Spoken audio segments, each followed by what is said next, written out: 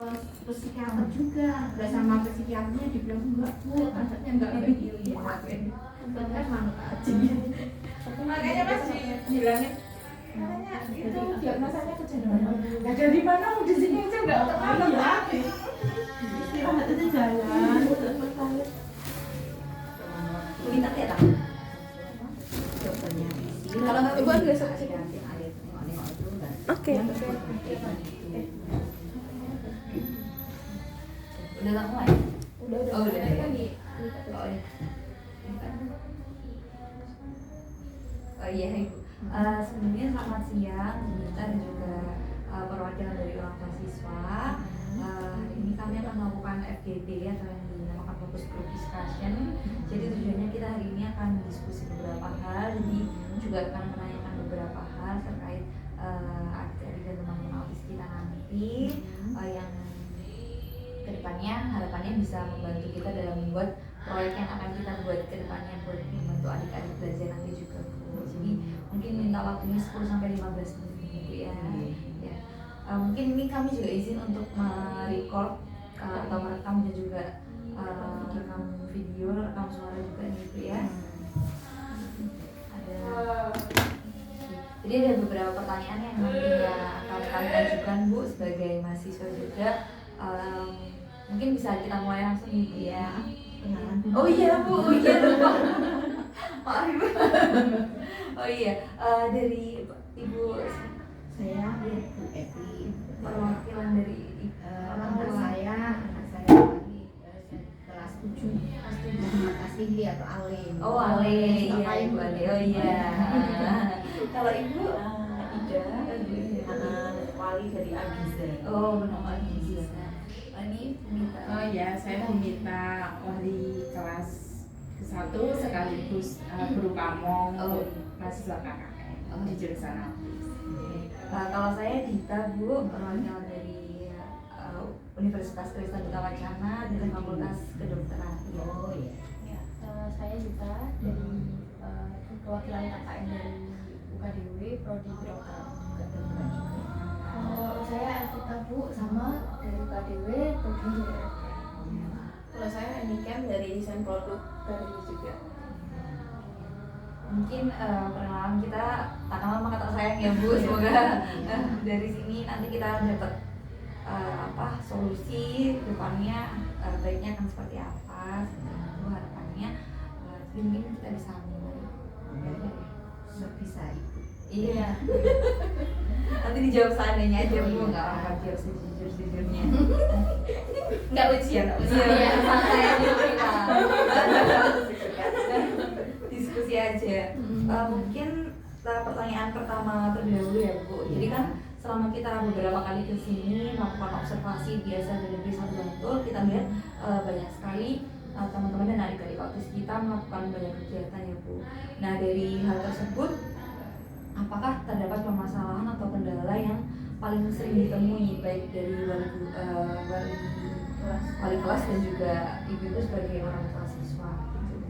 Jadi terkait permasalahan atau kendala sehari-hari ataupun di sekolahnya. Kalau untuk anak saya itu yang saya rasa masih harus itu tuh kepatuhannya, masih kadang manut sama gurunya itu untuk melakukan sesuatu, maksudnya untuk mengikuti atau mengikuti arahan dari guru itu masih kadang-kadang masih harus dengan banyak cara gitu. Tapi ya alhamdulillah kalau saya lihat dari bapak ibu guru yang di sini itu luar biasa. Jadi saya merasa kalau di sekolah itu adik itu malah lebih mudah diarahkan, lebih mudah disuruh, lebih mudah diperintah daripada kalau di luar gitu ya saya. Iya. Sama sih Mbak, kepatuhannya. Cuma kalau Giza tuh masih moodnya turun, sama dia imitasinya tuh cepet ke hal negatif, kayak ada pas kegiatan klasikal sama yang lain kan ada temennya yang suka dorong kan, dia jadi imitasinya Jadi keikutan jadi sering dorong, terus kayak kebiasaan temennya yang kurang baik tuh dia cepet banget nyerapnya. Tapi kalau kayak suruh nulis gitu, kebiasaan itu dia agak susah. Oh iya. Gitu. Tapi alhamdulillah sih selama ini malah perkembangannya bagus, maksudnya udah mau kegiatan lapangan dulu udah mau, sekarang lumayan. Mungkin kalau dari Bunita Bu, secara general ya Bu, semua siswa-siswinya Untuk kendala pembelajaran, kendala utamanya. Sebenarnya kalau bukan kendala sih, kalau dari bahasa guru itu lebih ke tantangan tantangan kami sebagai guru dalam mengajar itu, kalau memang siswa di sini itu idealnya kalau anak autis itu pengajarannya itu one on one Mbak sebenarnya. Beberapa sekolah khusus autis itu kan memang menerapkannya one on one, tapi di sini kan memang sekolah negeri yang harus menerapkan kelas klasikal. Jadi mungkin tantangannya yaitu satu guru memegang 3 siswa dengan karakteristik yang jauh atau signifikan bedanya. Jadi mungkin itu bagi kami dalam pengelolaan kelasnya itu agak lebih menantang ya, kayak setiap hari Mbak lihat aja mungkin kalau siswanya dalam kondisi yang sudah kondusif, udah terkondisi belajar ya itu akan mudah, tapi terkadang kan mood anak itu tidak bisa ditebak. Jadi ada yang hari ini tiba-tiba sudah masuk ke kelas sudah bad mood gitu, jadi akan mempengaruhi di situ sih tantangan dalam pembelajaran murid autisnya gitu. Kemudian ini Bu, terkait kan beberapa kali kami observasi ya Bu, apalagi waktu jalan-jalan kemarin, kami sering sekali melihat anak-anak ini kalau nggak dituntun atau nggak dipegangin itu mereka kehilangan arah gitu kemana gitu. Nah itu kalau di rumah sendiri gimana Bu biasanya? Apakah juga sering kayak mungkin ibaratnya nyasar gitu Bu? Iya sama aja, tapi kalau khusus anak saya yang jarang sih saya ajak keluar atau lebih tepatnya karena ibu apa sendiri ya. Jadi ibu lebih protek anak itu sebisa mungkin jangan keluar. Cuma nanti kalau dia misalnya ingin keluar nanti didampingi. Soalnya ya itu tadi Mbak, kalau misalnya nggak didampingi, nggak disarankan, kalau orang Jawa itu diikutin, dituntun itu ya nanti kemana lah ke hal-hal yang mungkin berbahaya gitu. Atau mungkin kalau tetangga atau orang lain merasa nanti terganggu gitu. Jadi saya meminimalisir agar anak saya itu tidak dicap atau gimana biar nggak merecokin orang lain gitu. Nah memang harus tetap soalnya ya itu mereka juga kan, kalau anak saya khususnya itu masih belum tahu bahaya itu belum, jadi harus apalagi rumah saya dekat ada kali, jadi nanti masak kali. Sama sih, kalau bisa juga masih harus diawasin. Tapi dia kan soalnya kayak visual gitu loh, jadi kayak pernah kesini kayak dihafalin jalannya. Tapi kan suka nyelip-nyelip gitu loh, takutnya pas emaknya lengah apa gimana kan. Soalnya sering. Jadi kalau untuk di rumah sendiri kalau mau keluar ya harus ada dampingan, kalau nggak ya enggak gitu ya. Iya harusnya seperti itu. Soalnya ya itu kan mereka juga ya itu tadi lah belum tahu bahaya. Nanti kan kalau orang lain yang nggak tahu, nanti kalau anak saya ya kan khususnya anak saya itu suka sekali kipas angin. Jadi dia setiap masuk ke rumahnya siapa aja yang dicari kipas angin Mbak. Nah kalau yang bisa di sini ya kan. Tadi ya aja yang dicari kipas angin. Jadi kalau tetangga atau yang udah tahu lah, tapi kalau tempat yang baru misalnya kan orang nggak tahu ini anak ngapain masuk kamar, atau tahu ada yang dicari cuma kipas angin aja.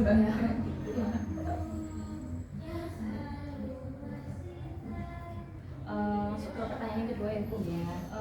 Bagaimana cara Ibu dan juga Bu Nita dalam menjaga fokus dari anak-anak itu sendiri dalam melakukan aktivitas tertentu, misalkan sedang ibadah atau sedang belajar atau mengerjakan tugas tuh, bagaimana cara biar anaknya itu bisa tetap fokus gitu?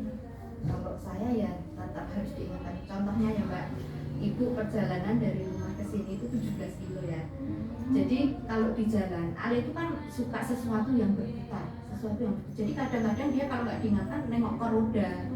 Jadi setiap jalan itu saya selalu bilang pegang perut ibu, jangan tengok-tengok. Kak itu udah bisa beratus-ratus kali sampai sekolah setiap hari Mbak itu. Soalnya kalau nggak itu ya itu kan menjaga fokus sekali ya namanya. Ya kalau belajar juga gitu, dia sulit sekali fokusnya, masih memang harus fokusnya juga itu. Ya kalau saya nunggu moodnya dia, kalau saya tentang belajar ya misalnya menulis, dia kan masih sulit Mbak, belum bisa menulis. Jadi konsep angka, konsep huruf itu belum tahu sama sekali. Baru aja ini bisa menirukan. Jadi angka 1 sampai 100 itu juga baru sekedar menunjukkan, jadi konsep 1 itu apa, 2 itu apa, huruf juga baru sekedar menyanyi A B C D F G gitu, tapi dia belum tahu A itu yang mana, B itu yang mana, belum tahu. Nah, jadi saya kalau dia sudah mau belajar, ya bilang yuk nulis gitu ya, saya ikuti. Soalnya kalau saya paksakan itu nggak bakalan bisa, dia gampang sekali terdistrak itu loh kalau saya itu loh. Nanti terus menggok lagi udah gitu. Jadi paling kalau dia bisa diem, misalnya mau belajar 5 menit aja itu udah luar biasa. Jadi harus lihat mood anaknya dulu ya. Iya, dan mood sama ini kan minimalkan distraknya itu loh, Mbak. Iya. Kadang harus cari ruangan yang sepi, kalau enggak suara TV atau kan soalnya dia cepet banget fokusnya hilang. Berarti kan kontak mata Giza kan masih pendek ya. Iya. Jadi ini sedikit langsung dia nengok udah. Sama ini kalau kata terapisnya tangannya masih buat megang pensil lemah. Jadi buat nanti fokusnya meronce kayak gitu. Tapi dia kan kayak bosen gitu loh. Tiap Sering sering itu terus. juga. Padahal kalau dulu tempat terapi itu juga gitu, dia sudah hafal. Paling habis ini suruh ini. Iya. Gitu. Jadi Dia melakukannya juga kadang-kadang masih suka blank juga ya, Iya. tapi dia mesti hafal. Paling habis ini suruh ini. Itu sampai jadi kayak lama. hafalan. Jadi Monoton. untuk melakukan sesuatu harus pengulangannya Wah berkali-kali. iya, harus berulang-ulang. Tapi ya itu anak autis kan memang soalnya berulang ya Bu. Iya. Ya kan gitu. Tapi ya gimana lagi, soalnya kalau nggak berulang-ulang nanti ya sulit. Mungkin kalau dari Ibu Indah sendiri sebagai guru, Kalau untuk intinya kan untuk meningkatkan fokus ya, karena memang anak autis memang di sini memang banyak yang bermasalah untuk fokus itu biasanya kalau anak autis dibangun pertama itu dari kontak mata dulu. Kalau dia kontak matanya udah bagus, instruksinya udah bagus, instruksi 1 tahap, 2 tahapnya dia udah mulai paham, dia akan lebih lama fokusnya. Nah, untuk melatihnya itu ya kalau di kelas diterapkannya ya dengan beberapa teknik, misalkan ketika melakukan tugas itu biasanya dipecah. Jadi satu tugas tidak dikerjakan lama selama 10 menit gitu langsung selesai, tidak, tapi biasanya dipecah-pecah. Satu soal selesai dia dikasih reward makanan atau aktivitas atau mainan, lanjut lagi masuk ke kayak gitu terus sampai ditambah waktu untuk mengerjakannya. Yang tadinya satu soal misal 30 detik nanti ditambah 60 detik kayak gitu, dikasih jeda, kasih reward, kayak gitu, ada tekniknya seperti itu. Terus ditambah lagi dengan kalau setiap hari Rabu itu kan ada program khusus yang kayak games dan lain-lain, itu tujuannya untuk itu Mbak, untuk membangun fokus, untuk melatih fokus konsentrasi anak. Karena kan melatih konsentrasi nggak harus dengan pembelajaran di kelas, ya kan cepat bosen monoton itu tadi ya Bu ya, pasti habis ini aku disuruh ini. Nah makanya dialihkan dengan program khusus kayak games itu kan mereka lebih tertarik di luar, lebih happy kan. Jadi padahal itu di dalam games itu ya sama, kalau lihat saya misalnya ayo lihat sini Giza bola itu kan sebenarnya sama untuk melatih fokus. Juga pernah renang kayak olahraga renang itu juga bisa untuk melatih fokus di air gitu. Biasanya anak-anak kan suka dengan air kayak gitu. Dengan berbagai variasi aktivitas sih kalau untuk mereka. metodenya yang berbeda-beda Iya. biar anaknya mau fokus. Mau. Oh iya, mungkin lanjut ke pertanyaan selanjutnya ya Bu ya. Terkait fasilitas dan juga sarana prasarana di sekolah ini, apakah menurut Bu Mita dan juga perwakilan dari orang tua siswa ini merasa bahwa fasilitas yang diberikan di sekolah itu sudah cukup efisien untuk memberikan perkembangan anak menuju ke yang lebih baik gitu Bu? Apakah sudah cukup efisien atau dari perwakilan wali siswa sendiri atau merasa ada yang perlu ditambahkan lagi seperti itu? Kalau menurut saya sudah maksudnya sudah bagus, tapi kalau misalnya kita tambah lagi juga lebih bagus. Harapannya apa? Iya, harapannya yang ditingkatkan mungkin alat peraganya itu kayak itu harus diadakan lagi, yang lebih membantu anak untuk belajar fokus itu tadi.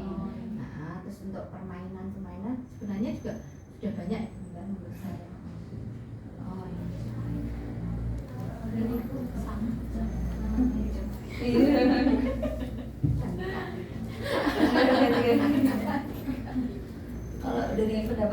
Mita sendiri gimana? sarana prasarana di sini jelas kurang ya sebenarnya. Kalau kurang, pertama kelas Oh itu iya, banyak yang belum kelas. standar. Standar itu belajar ya di kelas BTW itu kan jelas Iya, belum alih standar bicara. kan. Gampang terdistract kalau itu. Iya. Kalau misalnya adik yang kecil udah pulang, itu kadang Tian tuh nangis. Nangis. Oh, temennya kok udah pulang. Iya, kayak gitu. Jadi beberapa ruang kelas itu memang belum standar untuk pembelajaran autis. Harusnya kan untuk anak autis lebih baik kan kelasnya itu kecil ya, enggak yang besar banget. Kalau besar kan nanti kalau Iya. ya terus unsur-unsur yang mendistraksi itu harusnya juga tidak ada di kelas itu, tapi harusnya ada satu ruangan yang khusus untuk membuat mereka terapi untuk mereka, terapi bermain, terapi OT itu harusnya ada, tapi di sini kan belum. Terus sarana pembelajaran itu ya ada, cuma memang belum terorganisir dengan baik sih menurut saya di sini. Kayak gitu sih ya. Mungkin di sini kalau untuk gurunya juga masih terbatas. Ya, gurunya juga sangat kurang di sini, kurang 3 Iya. guru secara perbandingan dengan kelasnya kurang 3.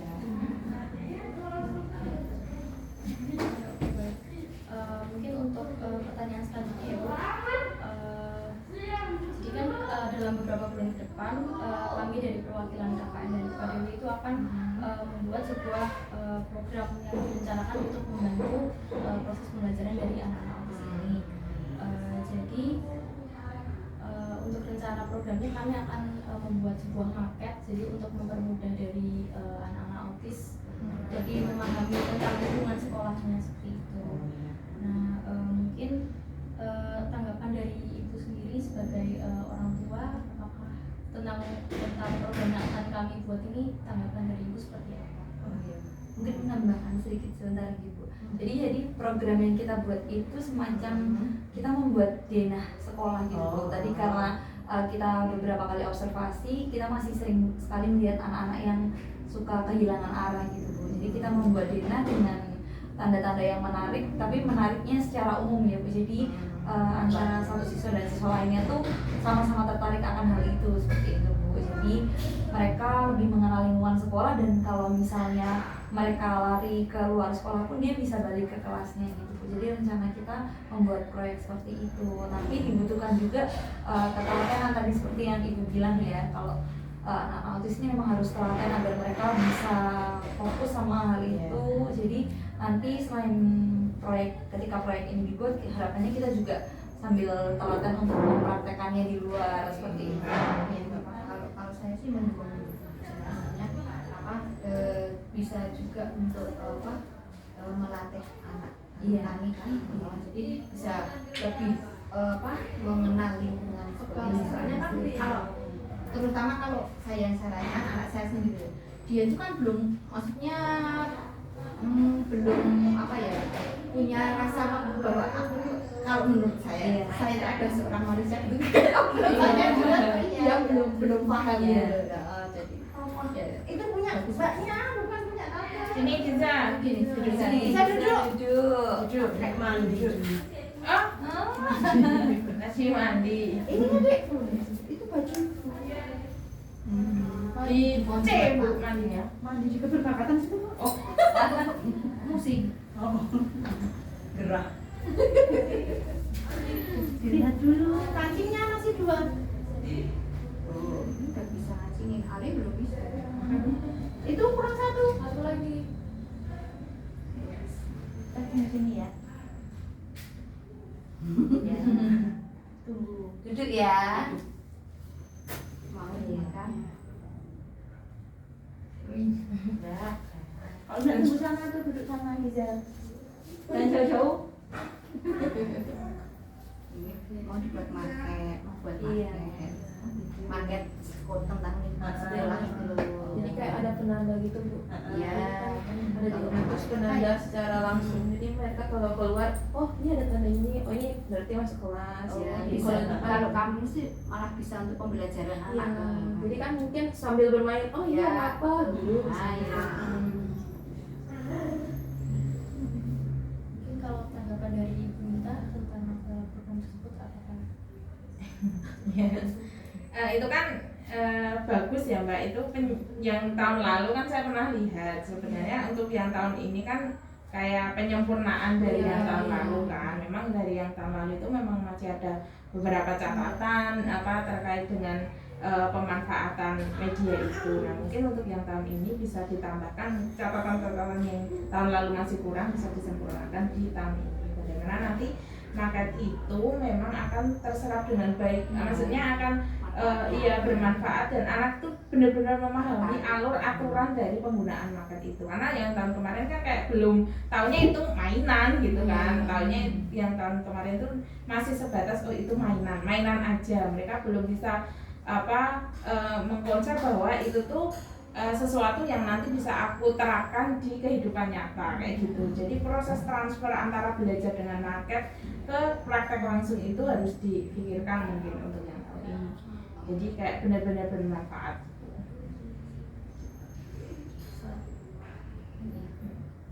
Jadi memang ya semoga program dan proyek yang kita rencanakan bisa sesuai dengan harapan Bu Mita dan juga orang tua perwakilan ya Bu ya.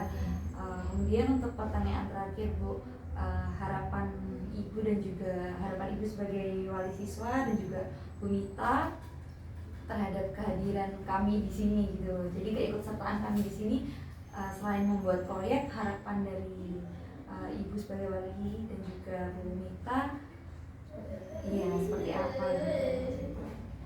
Dari saya sih semoga apa yang Bapak bawa ke sini bisa kita manfaatkan, bisa kita ambil ilmunya juga.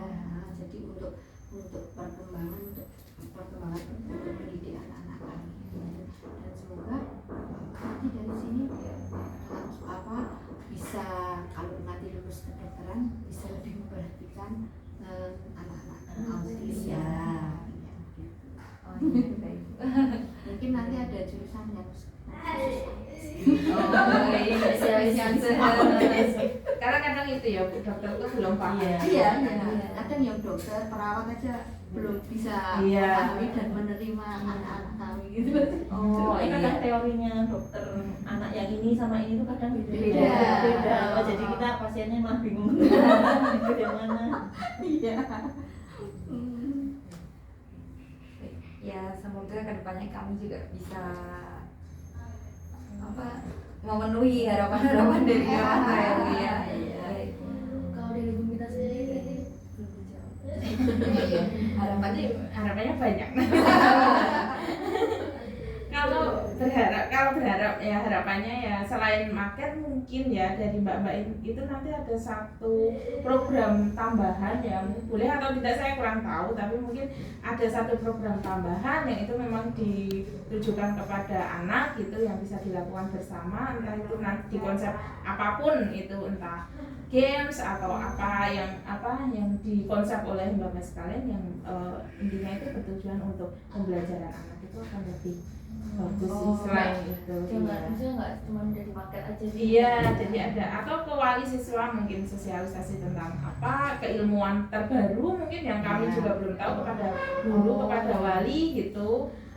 Kemarin ya pernah ada tentang sosialisasi gizi, tentang makanan yang autis itu kan sangat kan masih banyak ibu yang anaknya autis tuh belum tahu bagus untuk anaknya apa yang enggak seperti itu Mbak. Itu kan keilmuan baru seperti itu mungkin kami juga dari guru dari wali kan belum tahu ya Bu ya. Ternyata anak autis itu harusnya tidak boleh makan ini terus punya itu kan tentang kesehatan gizi itu kayak gitu. Mungkin ada program-program yang selain market itu untuk ditujukan kepada anak atau kepada wali dan gitu sih. Berarti programnya tidak cuma ini ya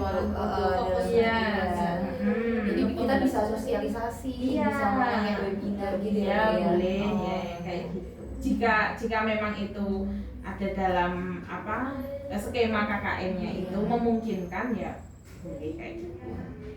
Kayaknya akan lebih mengenal juga ya. Terus nanti mungkin pas sosialisasi tentang program marketnya itu bisa sosialisasikan luas gitu kepada guru yang lain, kepada wali murid semua, karena tidak semua wali murid kan tahu tentang media itu, jadi mungkin lebih luas. Sasaran Iya, sasarannya lebih luas gitu. Baik Bu, nanti akan kita diskusikan lagi. Semoga programnya juga bisa memenuhi harapan Bu Mita juga ya. Kami berharap juga bisa membuat sosialisasi buat para orang tua juga Bu Mita, sehingga kita bisa lebih kenal dengan adik-adik AFIS itu seperti apa dan harus bagaimana menghadapi mereka. Mungkin untuk fokus group discussionnya hari ini sekian dulu Bu. Mungkin nanti akan ada beberapa pertemuan ke depan, nanti ganti-gantian ya Bu orang tuanya, biar kita bisa lihat dari sudut pandang dan perspektif lain. Namanya kan Iya, masing-masing. beda-beda.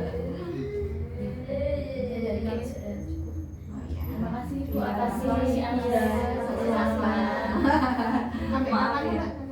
Ini sampai bulan Mei nanti ada expo-nya Bu. Tapi mungkin sebelum expo kan bakal simulasi, sosialisasi biar mereka ngerti makanya tujuannya untuk apa sih Bu?